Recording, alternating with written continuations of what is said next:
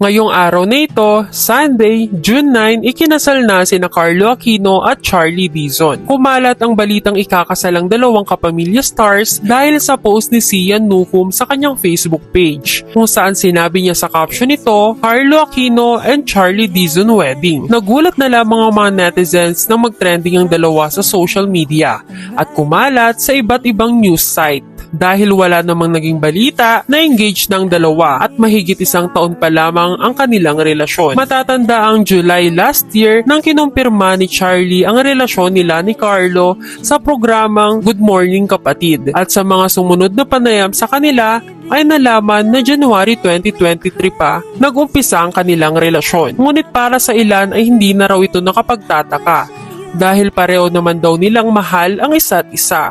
At pareho nilang nakikita ang future nila na magkasama. Mapapansin rin kung gaano kasincere si Carlo Aquino sa pagmamahal nito kay Charlie. Dahil sa ilang babae na dumaan sa kanya, ay wala siyang balak magpakasal. Kitang-kita sa mga pictures kung gaano nila kamahal ang isa't isa. Sa ngayon, ay wala pa naman umanong balita na buntis umano si Charlie. Maging masaya na lang tayo sa dalawa dahil tunay silang nagmamahalan kahit ano pang sabihin ng iba. Narito ang reaksyon ng mga netizens. Never worked for me, no, I don't really mind.